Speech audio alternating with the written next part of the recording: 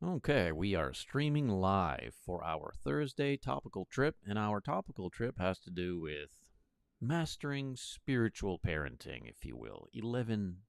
tip, 11 tips on to that effect.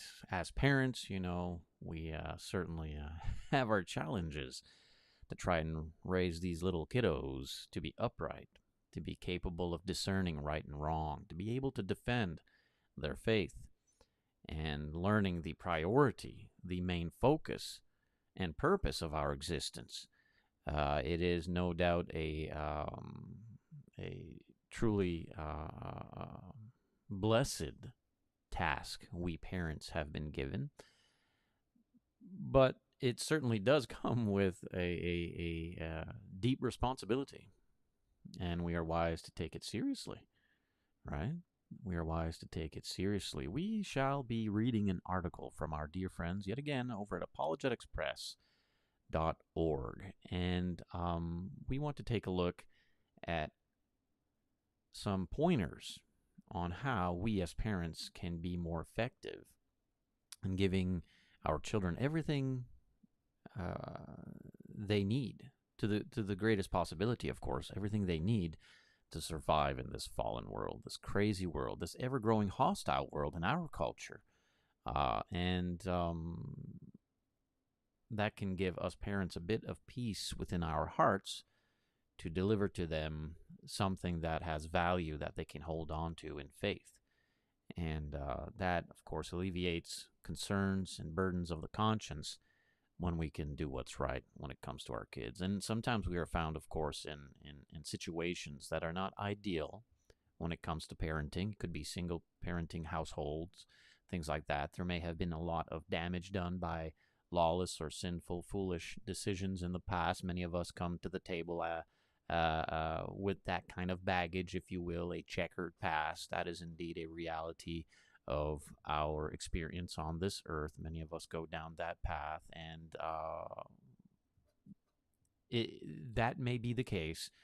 There is still great hope because the information to keep our children well spiritually and capable of having the furnished, how should I say, the furnished faith to produce defense or to expose evil, to be strong and independent is available no matter what kind of background you come from or what kind of mistakes you made in previous relationships or whatever that would lead, of course, to your current situation.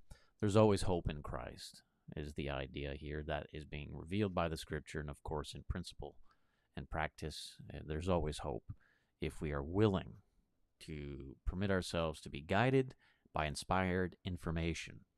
And that's what separates us from the others. That's what calls us out from this dying world and its foolish decisions. On midweek studies, we've been going through Proverbs chapter 1, verses 1 through 7, which is, in its essence, the revealing of instruction that brings forth insight and prudency, permitting us to make the right kind of decisions in life that will lead our children to a better path, right? All of these things. We'll have ourselves a conversation with our friends over at apologeticspress.org. It's good to have you. Please stick around if you're willing to learn something. You may find value in the substance of the material that is beneficial to you in your life. Stéphane Maillet is my name. Yeah, that's a French-Canadian name, speaking English words, over here on the east coast of Canada, and I labor alongside the East Coast Church of Christ. Check out the .com or the .ca, eastcoastchurchofchrist.com or .ca. Why? Well, it's the East Coast of Canada, so why not East Coast Church? It's a church where we belong to someone who? Christ. We are independent and accountable. We have no earthly headquarters, and we only associate, of course, with like-minded Christians who practice the accuracy of our master's doctrine. And it's peace, it's love, it's compassion, it's grace, it's forgiveness, it's healing, it's comfort. Check it out, East Coast churchofchrist.ca. Okay, so we're going to open up the article on the screen, you and I, and we're going to have ourselves a reading of it, and we'll share some thoughts and studies as we move along in the article. But the idea, of course, is to give us practical application. There are 11 points in this article to give us practical application on how we can raise our children in a spiritual manner that gives them defense towards the hostilities, the growing hostilities of a lawless world, a fallen world. That makes sense? Yeah. Okay, so let's open up here the article. There we go. Friends, please, as always, if you're new here, consider subscribing, following, liking, sharing, drop a comment, engage, participate with the material. It permits us to perhaps surf an algorithmic wave that would reach others out there towards, of course, the 3-point system we built on the page when the Added Souls ministry was created, which is 1, to reach the faithless; number 2, to renew the fallen; and number 3, to reinforce the faithful. And those 3 points have kept us on the beaten path forward for His Majesty's greater good. And it's been a blessing, and you are part of that. You support that. You engage with that. Some of us learning together throughout the years. It's a beautiful thing. No Greater Battle is the name of the title of the article from our friends over at apologeticpress.org. And it's from our brother Eric Lines. And let's start reading and seeing what we can learn together here. As I believe, no doubt, the article will point us to scriptural principle and command and truth. Never has a more vain and vacuous statement been uttered than, quote, God does not exist, right? Again, if we're seeking to be effective in teaching our children spiritual self-defense in this ever spiraling culture towards the hostilities of anti-Christ agenda or ambition, we need to be capable of identifying the issue, the current event, the current issue threatening our children. Now, of course, we say current because it's active in our day and age, but these threats have been alive since the very beginning, to diminish the quality of God's presence among His beings, and that's just something we have to deal with time and time again in history. No different today. However, if we're not teaching our children how to, they can fall prey to it and be devoured by its very cunning lies. So, we hear this quite often, and we've been hearing it now for quite a bit in the Western sphere, in all departments of public service Never has a more vain and vacuous statement been uttered than God does not exist. That's a pretty bold statement, right? Of course, we could tap into that and reveal the hypocrisy of it, but let's keep with the theme and context of the article for today's session. So, never has there more been a vain, vacuous statement than uttered than God does not exist. Yet, these and similar empty, egotistical words have been expressed with increasing frequency in recent times. From Richard Dawkins' The God Delusion in 2006 to Christopher Hitchens' God is Not Great in 2007, Satan has used some of the most popular works in the world, New York Times bestsellers, to deceive millions. More recently, the world-renowned atheistic cosmologist Stephen Hawking was given an entire hour on Discovery Channel's new Curiosity series to allege that God did not create the universe. He concluded the pilot episode titled Did God Create the Universe with the following words, and here's what he said: "We are each free to believe what we want. And it's my view that the simplest explanation is there is no God. No one created the universe.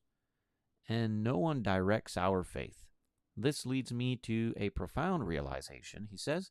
"There is probably no heaven and no afterlife either. We have this one life to appreciate the grand design of the universe. And for that, I am extremely grateful." That from Curiosity in 2011.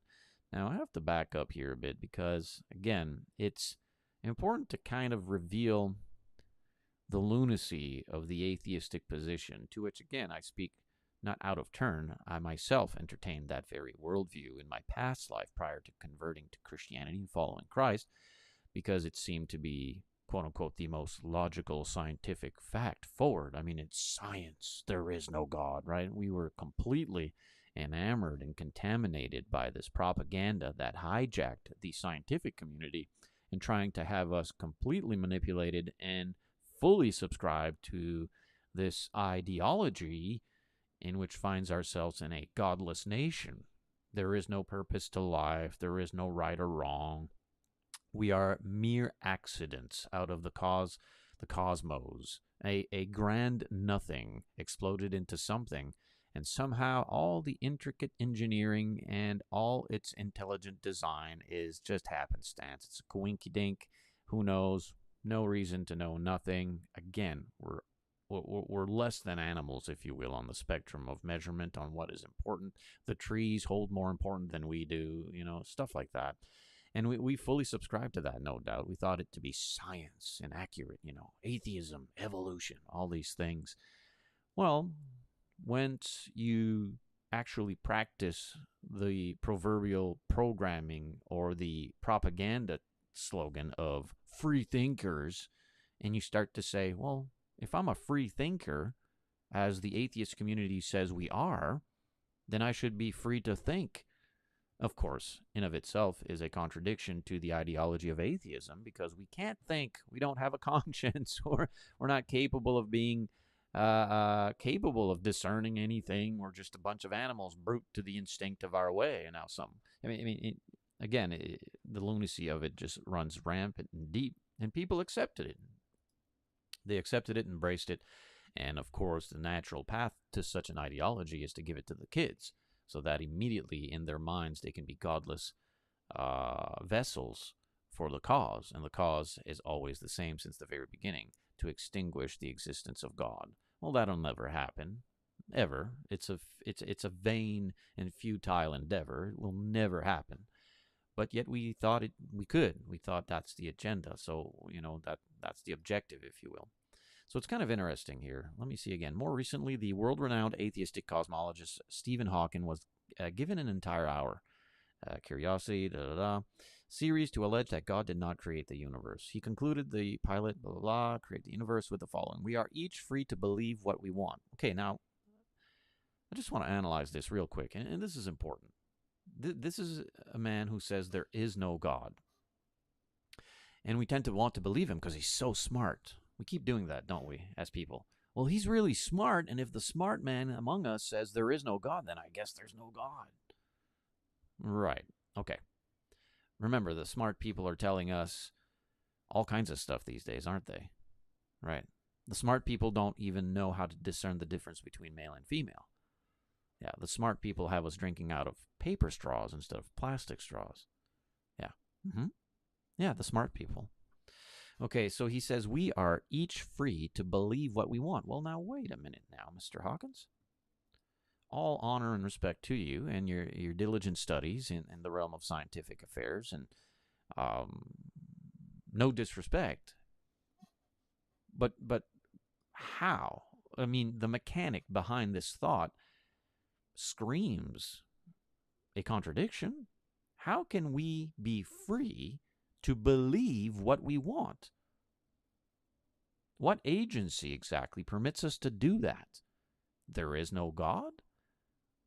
We are but products of evolution through the sourcing of an accident. Primordial soup, billions of years. Somehow we now have the capability of free thought to believe what we want? Where does that come from?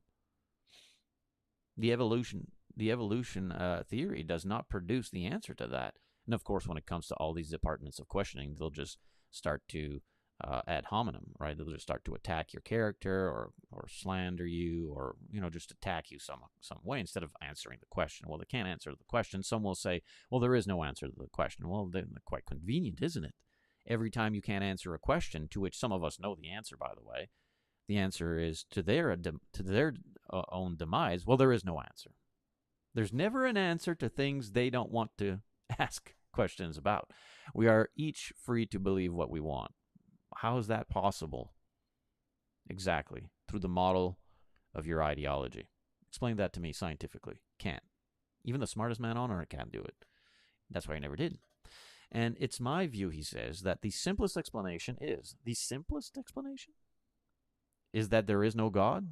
no one created the universe, that's the most simple explanation to all the intricate engineering we see before us. All this intelligent design,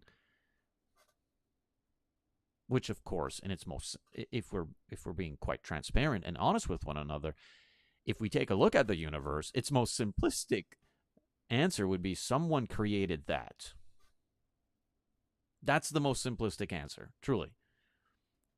But you can't permit yourself to think that way if you're an atheist who has to submit to the taskmaster.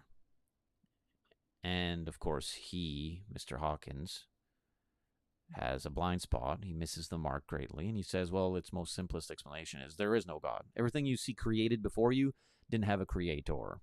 The chair you're sitting on, no one made that. Just came about after billions of years. Coincidence. So it's sad that man permits his mind to go so far from God. It's nothing new. The scriptures and inspired history have recorded this very spirit throughout the ages, and it produces the same problem time and time again. But yet, it seems we don't learn the lesson, do we?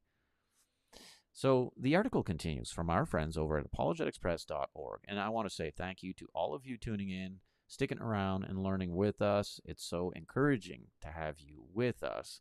Nick, Barbara, Caroline, Tammy, and many others who tap in throughout the hour and who check out our archived video sessions. The article continues, and it says, let me put it up on the screen again here so you can follow along with me. Sadly, these kinds of, quote, profane and idle babblings and contradictions of what is falsely called knowledge, right, scripturally speaking here, 1 Timothy 6:20 compared with 2 Timothy 2:16. Again, these individuals, according to the secular world, are the most intelligent minds of our era. Well, they might be in a great many departments of scientific field, but they miss the mark completely when it comes to the reality of our existence and everything we can see and observe and test and replicate. You can create the formula to cure cancer in all its molecule, cellular level, micro this, micro that. You can truly be the savant, born with the blessing of a mind to cure disease on earth, or something like that. But yet live this life in vain, die and be eternally lost. You can be so smart on the right hand and yet be so foolish on the left. And many of these so-called experts, that's what happens to them. They can sit down with just a common Joe like myself, the son of a factory worker, not too educated I ams. I can sit down with an individual like that and he'd blow me away with the scientific knowledge he has. But I assure you, I'm smarter than he is when it comes to this very just simple observation, scientific model.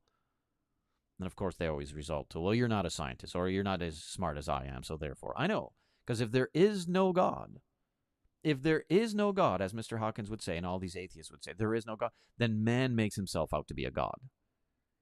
And so his pride, his ego kicks in, and his own fleshly desires are activated. And so, how dare you question my expertise? I am God. Well, no, you're not. You're just another human being like the rest of us in the sands of this ocean. But you can find purpose and love and fulfillment once you start to just permit your conscience to accept the fact that everything you see in front of you created came from an origin of a creative nature, a divine power.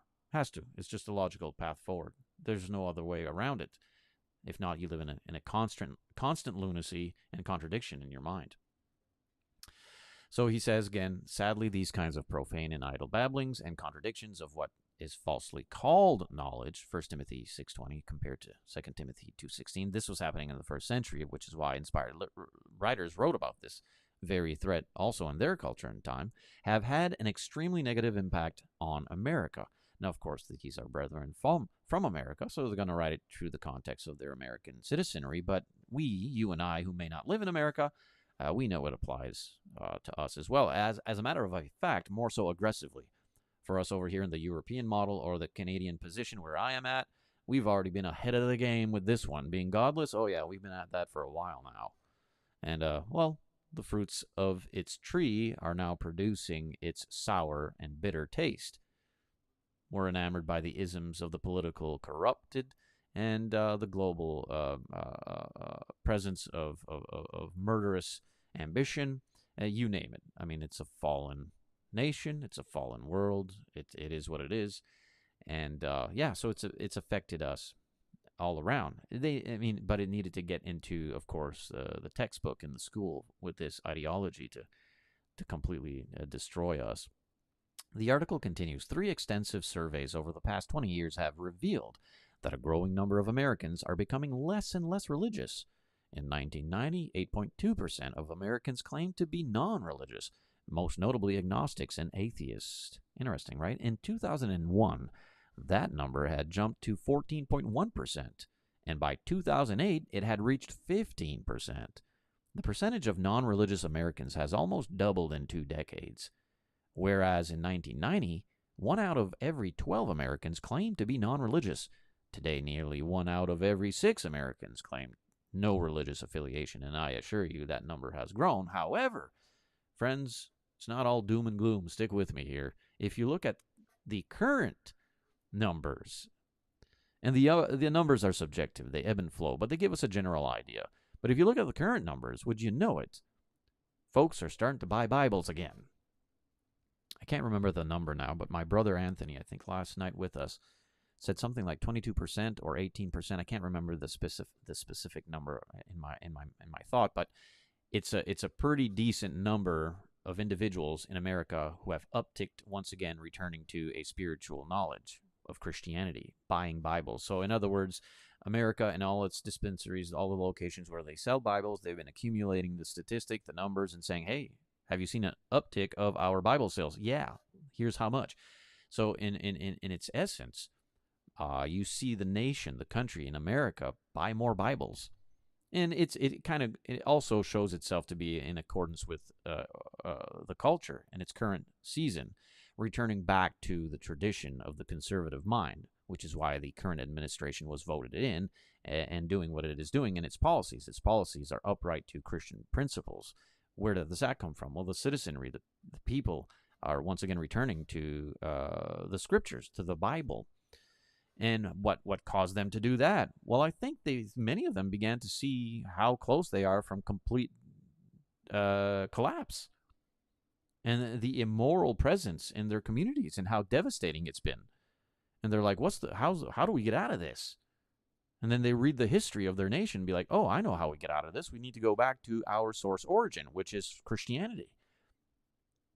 Now, hopefully that wave makes its way over here in Canada, and we can cooperate together as one continent. That is our prayer for those of us who are awake and capable of utilizing the faculty of our thoughts. That is certainly the path forward. And again, this is always within the theme and context of our session today. Our points as parents to teach our children the right way. So we're going to keep reading the article here and see what it says forward. Note, the percentage of non-religious individuals would be even higher were it not for the many millions of Catholic Hispanics who have migrated to the United States over the past 2 decades. That's interesting. So the article continues. The likelihood of you crossing paths with an atheist or agnostic at some point in the next few months are pretty high. And in today's world, as an individual who runs a successful social media platform, successful is subjective, I know, but from our perspective, every day we meet someone on the comment threads or in our private messages who is atheist or agnostic. Most of them are militant, and they really don't participate in any kind of reasonable scientific or historical conversation. It's usually just your verbal diarrhea, calling us all kinds of names, blah, blah, blah, blah, you're all idiots, and they don't have the function to actually have a civil, mature, and reasonable conversation, sadly, most of them. But some of them, they do, and I commend them for that. I used to be there. I used to be one of those individuals, and once you remove yourself from the belligerence of militancy or religious fanaticism, is that a fanaticism? You know that word? Well, once you remove yourself from that department, You got to remember, guys, I'm a French guy speaking English words here, trying to do my best. Thanks for suffering along with me. Once you remove yourself or withdraw yourself from that lunacy and you're capable of having a decent conversation about science, if you are honest and transparent, you're going to change your thoughts about what you think you knew regarding atheism or the theory of evolution therein. So it continues and says, the chance of your children, grandchildren, nephews, or nieces running into atheistic professors or skeptical students in high school or college is very high. Well, nowadays, almost all of them are. And they are called they, them, this, that, he, she, how, do, G, W, D40. Nowadays, that's what's in there. So yeah, as a matter of fact, over in this country, you actually that's the requirement. You have to be a godless individual who is enamored with woke ideology in every department, and you have to look the part, and you have to absolutely practice the part in order to qualify to teach our children. If you are, a straight, sober, Christian conservative individual, yeah, forget about it. You don't qualify to teach our children. So that's where we're at. So our children need to know how to defend themselves, no doubt. How parents can teach them how to defend themselves. Consider many public schools and universities are breeding grounds for non-religious Americans. Okay, more than ever, Christians need to equip themselves with the tools and weapons to help them in this all-important battle. Quote, for the weapons of our warfare are not carnal, but mighty in God, for pulling down strongholds, casting down arguments, and every high thing that exalts itself against the knowledge of God, bringing every thought into captivity to the obedience of Christ. Well, and that's something. 2 Corinthians 10:4 and 5. Our brother Paul, miraculously endowed by the outpouring power of the Holy Spirit, he is, of course, writing inspired information to Christians in the first century. Most useful. They were dealing with this kind of stuff back then, too. Highly acclaimed atheistic evolutionary scientist, an example Richard Hawkins, Stephen Hawking, etc., recognize that a war is going on, a war between atheistic evolutionary science and theistic anti-evolutionary science. They know that. They understand it very well. If only our brethren could cue into it and take their head out of the sand and be like, oh, yeah, right, this is happening, isn't it? Yes, it is. Atheists say that they are ready to get on with it, if you will, right? They are speaking with an evangelistic zeal and declare that they are ready to fight the good fight. This is from their books, by the way, quotes from their own words. They are evangelistic. They are religious. They are fanatics to their kind. They are militant. They want everybody to be godless. They're attempting to use their vain, empty words to set atheistic evolution, quote, in place of God. They want to, replace God. There's an exchange taking place. Let's get rid of God and let's just, worship the animal. Christians must not shy away from this battle. We can't. We cannot wave the white flag. We cannot become the cowards. Can't do it. We too must roll up our sleeves and heed the Apostle Paul's admonition to, quote, fight the good fight of faith. They want to fight, let's fight. They're going to use unrighteous violence, we're going to use righteous violence. I'm not speaking in physical term or physical vessels, but in a spiritual manner, of course.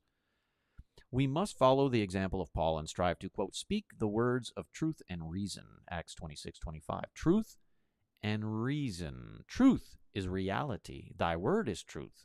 Truth is reality. It sets us free from the lunacy of a lie and the deception of all sorts of myth and sensational fantasies and things that the world thinks is so real, yet so not real.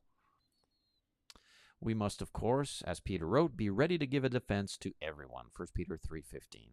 So what can Christians do, right? Getting to the point of practical application in regards to how parents can teach our kids how to survive this ever hostile, godless world.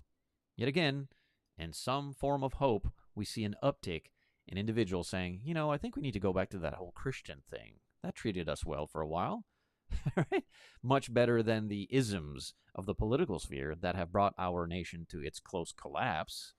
we don't want to do that anymore. That's not been fun, So let's go back to Christianity. Yeah, hopefully that'll keep going. That it's not just a momentary kind of emotion that'll last a few moments. No, that it's actually something that we can sustain and keep for as long as we can. What can Christians do? Well, how can we fight against godless evolutionary science? Well, consider some practical suggestions in our fight against atheistic evolution. And here we begin, of course, the 11 points, the 11 things that we can do, you and I as parents, to teach our children. They give us practical fuel to the battle. Number one, recognize that there is a battle over the most fundamental pillar of Christianity, the existence of God, and resolve to do something. You know, in addiction formats for recovery or to help addicts, you know, remove themselves from the constant spiral of addiction, if you will. First and foremost, one must recognize his or her need to know we have an addiction problem. Like, for instance, okay, if you have a drinking problem, drinking alcohol problem, you're a drunk. You live in the bottom of a bottle every day. Well, the first step to recovery, no doubt, is to know that you're a drunk. How are we ever going to help the drunk and the drunk help himself if at first we don't even have the most basic, simplistic, surface acceptance of the problem? You know, atheism's not really a big problem. Most people don't believe in atheism. Yeah, they know that. They've been knowing that. The atheistic community knows they're the minority.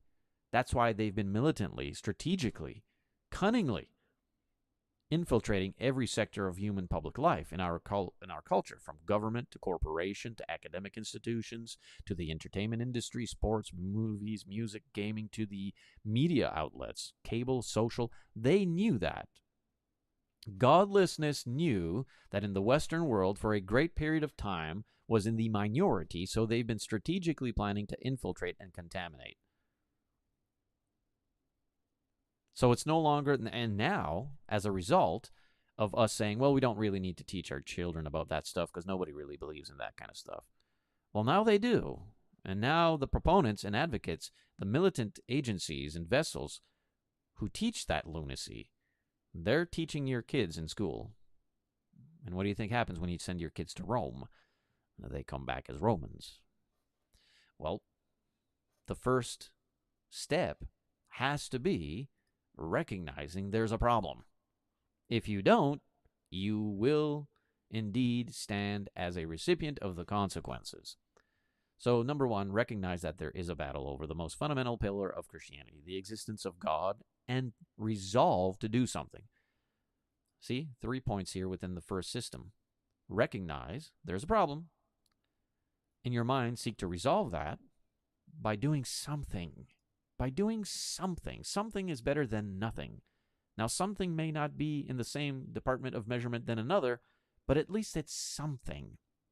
Remember, the ones teaching your children are telling them there's nothing. They are nothing. They come from nothing, and they will become nothing.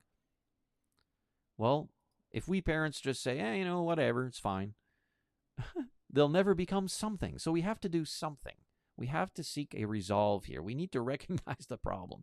Number one, first and foremost, in all things regarding parenting, we have to recognize the problem out there in this fallen world, and we have to resolve to do something about it. Do something about it. You can't do everything, can't save the world, but Christ did that. But we have to do something. Number two, next. Begin teaching your children, grandchildren, nephews, nieces, etc., the case for creation and the case against evolution before they ever enter school. Give them that seed of moral code.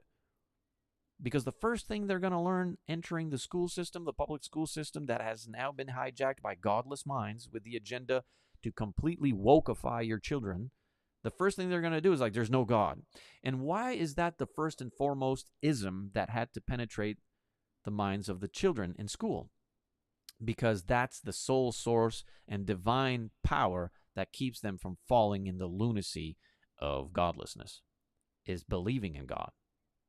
That's why the first thing they needed to do is infiltrate with atheism, Get rid of Jesus, get rid of the Bible, get rid of the whole idea about God. Then we can have them as our slaves, because we'll make gods of ourselves as oppressive tyrants and will govern over the people with a heavy hand. All the isms, they had to first get rid of God. That's the whole thing. That's why the first thing we need to teach our children is there is a God. There is a God. The case for creation and the case against evolution before they even enter school. Then continue this instruction as they get older. Friends, your children are going to be indoctrinated, quote unquote, into something. Might as well be reality. Might as well be the scientific truth, the model, the tool that points to a higher power. If not, they're going to live in a constant contradiction, walking around seeing all kinds of intelligent creation, thinking to themselves, all of that's just a coincidence. It's an accident. Right, sure. Point number 3, consider homeschooling as an option for your child's education. It's a viable, very tangible, honest, transparent, practical application here. It's available. Well, I can't do that. There's always a way. Yes, it calls for deep sacrifice. Yes, you may need to sell a few cars or sell a few houses, or you may need to downsize. You may need to change career. You may need to do this. You may need to do that. Yes, it calls for a lot of shuffling, a lot of things going on. No doubt. It's not an easy task. My wife and I, we chose this path many years ago. We knew it came at a cost. But the benefit, the spiritual outcome outweighs the other path. So please consider homeschooling as an option. Again, there's every excuse that is given is quickly extinguished if you're an honest individual. Consider it. Many have never considered this education possibility, but children of faithful Christian parents can receive a great, well-rounded education from those who love them the most, without continually being subjected to the foolishness of atheistic evolution and humanism at early ages. What's more, well, before we continue, again, my wife and I are a model example. Oh, we're not. I use that, of course, understanding that we're not perfect. Far from it. My wife and I struggle with many things. I mean, we're not perfect in that department in any shape or form. We learned along the path. The model meaning the example that just common Joe parents, blue collar parents, just common Joe parents, not that much educated in anything really, can teach children that become very well educated and very smart. Our children are smart kids. They're smart cookies. They are. They're 90s kids. They're in the 90s in their educational academic knowledge, okay? How did that happen? My wife and I aren't teachers. We weren't educated how to teach because, again, we've fallen prey to this idea that you have to be the expert to do this. Have you seen what they call experts teaching our kids? The rainbow-colored haired, woke, left individuals, he, they, them, this, that, teaching our children the lunacy of godlessness and, well, I'm not even going to mention on this session the things they're teaching the kids. Let's just put it this way. They are showing our children homosexual pornography, and somehow they're the experts? We got to trust them? They're not all like that, no doubt. I know there are some pockets in the world or somewheres in America where you still have your Christian conservative teachers who love their kids and teach them the right way. Just not what it is over here in Canada anymore. The academic institution, the board, the faculty, the curriculum, all of it is far left lunacy, godlessness. Just is. What's more, studies have shown that on average, homeschoolers scored 30 percentile points higher than the average public school student on standardized science test. Well, of course. Point number 3. Consider it. At the very least, consider it. Consider homeschooling. Number 4. Encourage your children to ask questions about God, creation, and evolution. If you don't answer their questions, someone will, and that someone probably will be an evolutionist. If we don't teach our kids about God and the reality of God and being able of defending God in a very tangible defense, I assure you, the devil's going to come in there, going to tell them all kinds of stuff. Christianity's crazy. It's a foolish belief. And there's no evidence for that, so on and so forth. And that's it. If your kids ask questions, we have to encourage them to ask questions, but we need answers for their questions. And there are answers for the questions. That's the thing. That's what's so frustrating sometimes with some who don't accept this. But there are answers to the questions. I came to following Jesus because I found the answers to the questions. All of it. Why is there so much evil? If there's a loving God, why is there so much evil? Why do people die? Why do people I love die? There is no God. Science says there is no God. Well, we need answers to those things. Now, if we're genuinely, honestly seeking to have the answers, we will. Well, we need to teach our kids to question, but also to have the answers. Because if we don't give them to them, I assure you the devil will. And the answers the devil's going to give your kids ain't the one you're looking for. Point number 5. Give your children and yourself the tools needed to build a strong faith, one that is based on both reason and revelation. Reason and revelation. Christianity in its purest form is an educated religion. We can defend what we believe in. Now, the ocean of denominationalism out there can't defend their doctrines, but many of them, though, out there in that ocean can certainly have the apologetics to defend the existence of God. There are many of their works in the denominational world that do an upstanding, upright, and decent product or ministry regarding defending the existence of God and morality. Now, sadly, they fall short regarding the doctrine which leads to heaven, but many of them are well versed in defending the existence of God, and I find them quite interesting to listen to at times. Number 6, familiarize yourself with websites such as this one, apologeticspress.org and christiancourier.com. And may I say, addedsouls.ca. May I throw that in there, though I do not compare to the stature of these brethren and the work they have done and continue to do by any means. But yeah, they helped me greatly. When I came to wanting to know some answers scientifically, historically, in 2011, I wanted to, what's the whole thing with Christianity? I want to know what it's all about. Someone suggested to me to look up apologeticspress.org, and I did. And it was just so wonderful and comforting and encouraging. I couldn't get enough of it. I wasn't eating. I wasn't sleeping. I was just reading and learning and reading and learning and praying and fasting. And they helped me greatly, greatly. Why? Because they point to the Bible, and they make our faith, as the Bible reveals it, as something tangible you can hold and defend. It is indeed something real, which provide immediate answers to many of your questions. They also aid students with term papers, reports, speeches, and so on and so forth. Now, to take note, the article says, from our friends over at apologeticspress.org, it says the final 5 suggestions are adapted from a list compiled by Eugenie Scott, which was written from an atheistic evolutionist perspective, and which appears in Niles Eldredge's 2001 book, The Triumph of Evolution and the Failure of Creationism. Point number 7. Donate books and videos about creation to public school and libraries. If you're permitted to do that, you do that. Now, that's not permitted over here in this country. No, the only other religious view permitted in any public school system in Canada is usually Islam. If it's not atheism, it's Islam. Yeah, I know. Get your popcorn. Things are about to pop off real soon on that one. But yeah. If you can, do so.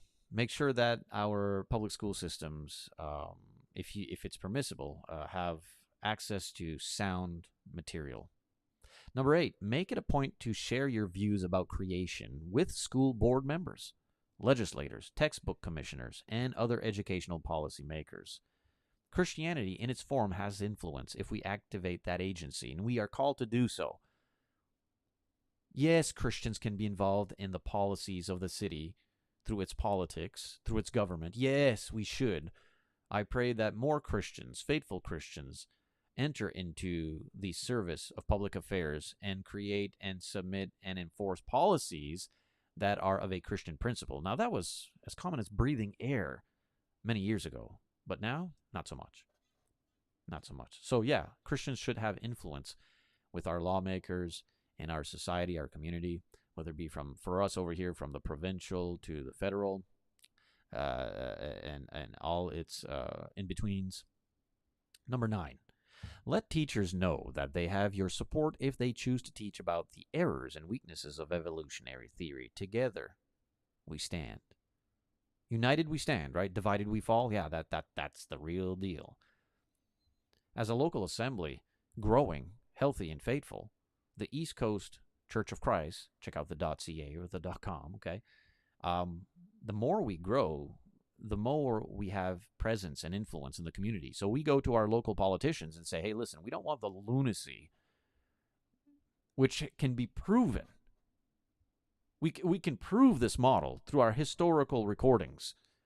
We don't want the lunacy of this here godless agenda. We don't want it in our community whatsoever. And we're not going to permit it in ours. It's not going to happen. And, well, because our politicians are corrupt panderers, what do you think they're going to do? They're going to be like, well, okay, I guess if that's what you guys want, I better do it. If I want your vote, that's right. Go on now. Let's do this. Have influence. Have influence. You don't think the devil's been doing that?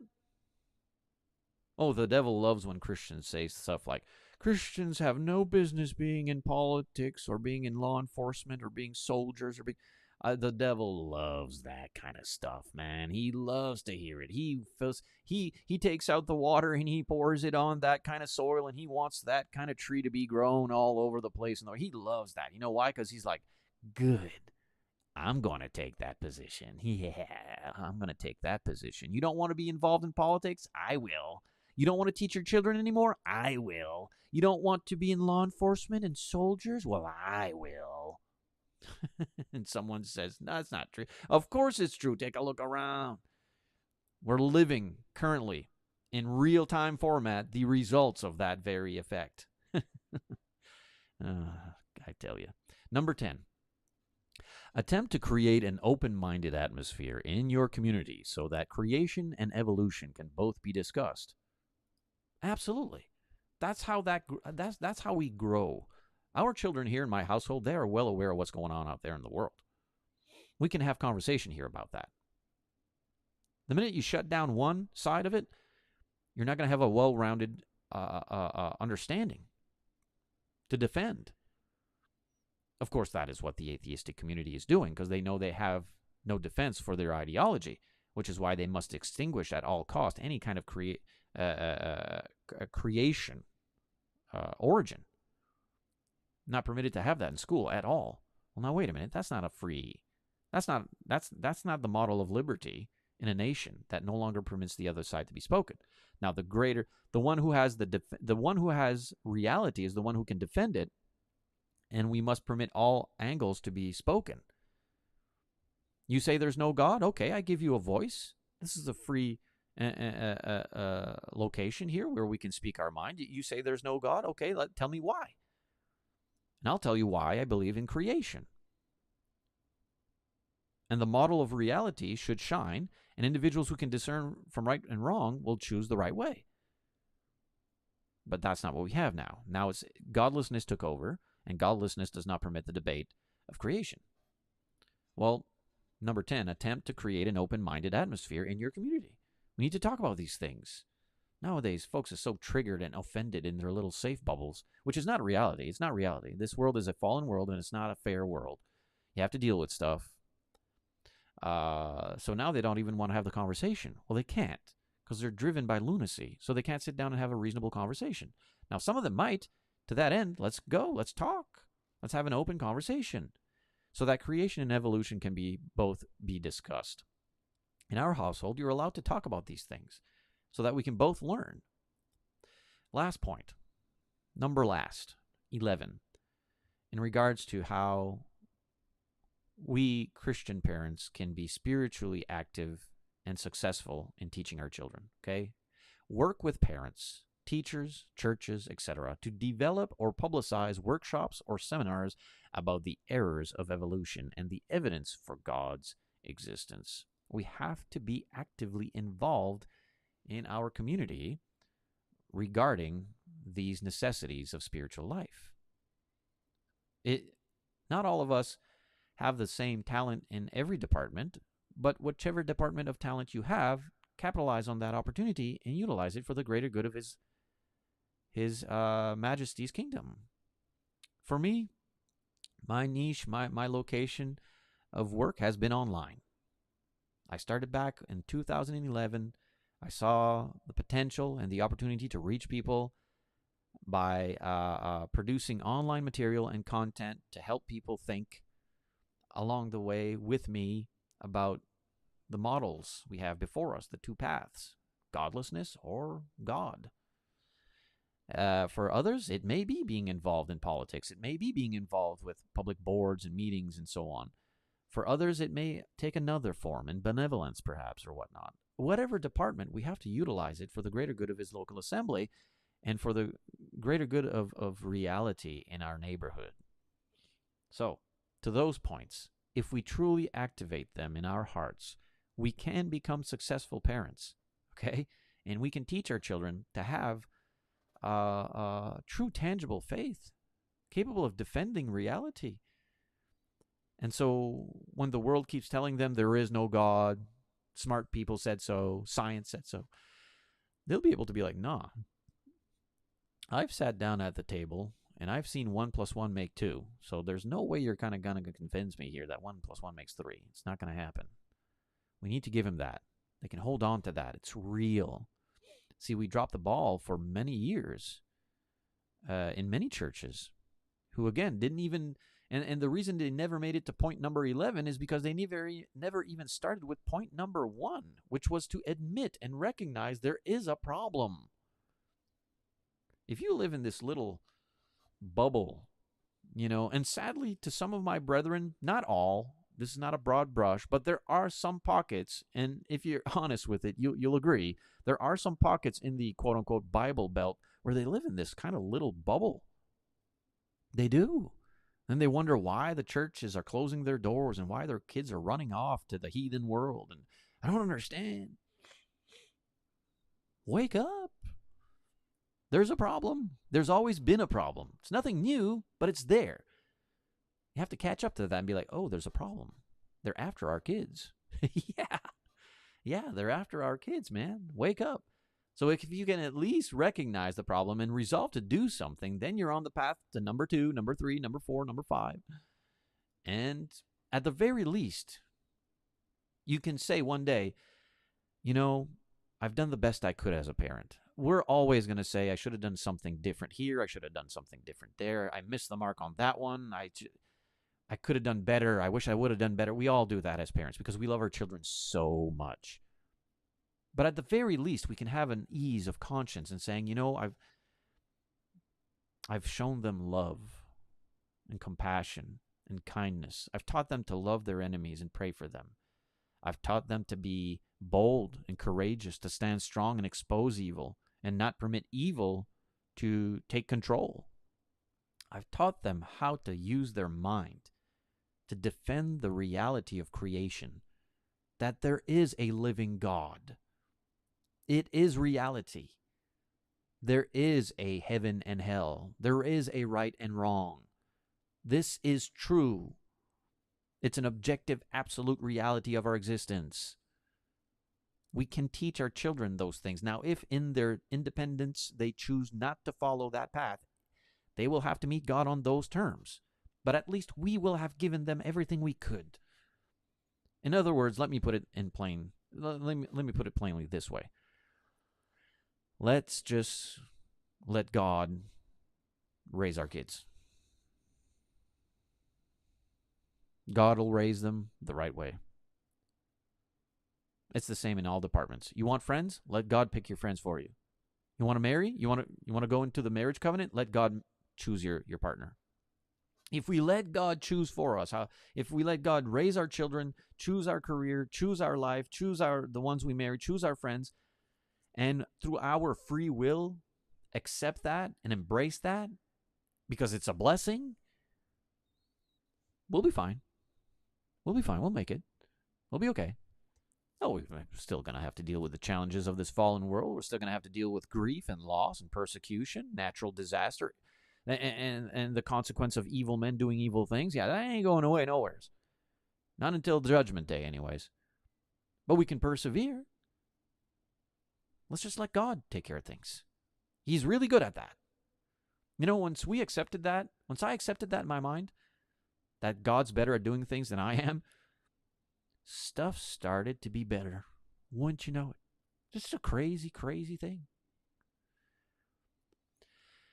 Our children are the targets of this lawless society. They want to teach our children they are godless, and they want to utilize it. And here's the two connectors, right? Godlessness leads to sexual lunacy, to which our children, of course, are the target. That's why you see everywhere now in public schools, our children are at the hands of pedophiles and godless pedophiles, being taught hate and racism, and then we wonder why they're all dying out there in the world of drug overdose. Why are they doing that? Why is crime rampant? All these things. Again, it's the result of a godless society. It's been that way. It's strange. You can actually look at the books of our history, and it's the same thing. Time and time again. Every time we go godless, problems, consequences, pain, suffering. Every time we go towards God, blessings. The land of milk and honey, prosperous, thankful, blessings. I've lived enough. I've walked on this earth long enough now, in my 48 years, soon to be 49 this year. Every year I get a birthday, apparently. That's how this works. I've seen enough to look at both models. I've seen both models, and I'm like, you know what? The God-filled life, the life following Jesus, is much better. I've tried the other one. Following Jesus is much better. Much better. Do not keep your children away from a faithful church that belongs to Christ. You'll regret it. I've spoken to brethren who have not done that, and they tell me these days, they're like, I regret it so much. Their hearts are broken because they know now they should have brought their children to a faithful church.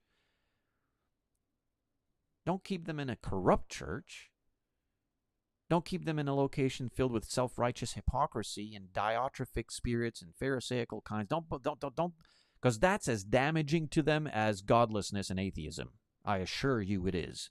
Children raised in a local assembly filled with diatrophic souls and pharisaical kinds and self-righteous hypocrites and whatnot, I assure you, the minute they have independence, they're going to say bye-bye. They're going to take off from that church. I want to know nothing about Christianity. If that's Christianity, I don't want any of it. They'll leave. So, no, in a humble, loving, healthy, growing, faithful church where folks is kind and compassionate and forgiving. Now, look for that. Seek for that. Seek ye first, Matthew 6:33. If you're in the East Coast of Canada, I'm lovingly extending to you this opportunity. There is a church like that you can raise your children with. There is a location where they will have love and be educated in the scriptures and educated in defending creation. East Coast Church of Christ.ca. We'd love to have you. Come experience it. Don't have your kids growing up without a faithful church that belongs to Jesus. I can't stress that enough. They'll learn so many valuable things. Evangelism, benevolence, giving, being kind, defending the truth, exposing error. They'll be strong. You'll give them spiritual security. They'll go to heaven one day, to which we can all be together forever. Right? If you've been away, come back. We've been praying for you, man. Come back. You'll be warmly embraced. No one here is going to judge you unrighteously. There's no condemnation here. We're not in that business. That's for the fallen world and all their self-righteous hypocrites. Here we want to help each other make it to heaven. East Coast Church of Christ.ca. Reach out to us. Reach out to us. All right, my dear friends, it's been a pleasure, as always, having your interactive activity with this session. Truly a blessing. Let's look here. Who else is with us? Tammy with us, Carolyn, Barbara, Nick, Jackie with us. There is one thing more difficult than raising children in this fallen world. It is raising children in the Lord. It's a difficult task we must adhere, we must take hold of. Cheryl with us, she says, needs to happen in Australia. Yeah, Australia. It certainly must happen in all these locations, doesn't it? Good comment, Cheryl. Nakia with us, of course, sharing comments with us, fact. Vicky with us saying, great lesson. What a pleasure it is to have all of you. Truly, listen, you are loved. There is purpose in this life. There is. It doesn't need to be doom and gloom. We don't need to spiral down in anxiety and depression and discouragement. We can focus on things that are good and real, and we can teach our children to do what's right. And we can participate in these 11 points that we read from our friends over at apologeticpress.org. Stefan Maya is my name. AddedSouls.ca is my website, or .com, whichever. And I labor alongside the East Coast Church of Christ over here on the East Coast of Canada, eastcoastchurchofchrist.ca. Friends, it's been a pleasure. Please, again, consider subscribing, liking, following, sharing, engaging. Helps us to reach others out there who might find value in the information, the material shared. Stay focused. Stay positive. Lord willing, tomorrow morning, 9 a.m. Atlantic Daylight Time, we will have our Friday session, which is usually in accordance to current events, current affairs, current things taking place, and how the Christian mind, how we, you and I, can deal with what's going on around us. Hey, there's crazy stuff going on around us right now. Many uncertainties, right? Well, 9 a.m. Atlantic Daylight Time on Friday, tomorrow morning, we can deal with that together and kind of look at that. We go live throughout the week, right? Tuesday to Friday, 9 a.m. Atlantic Daylight Time. Each day has a theme and a function. We'd love to have you. All right, man. Peace out.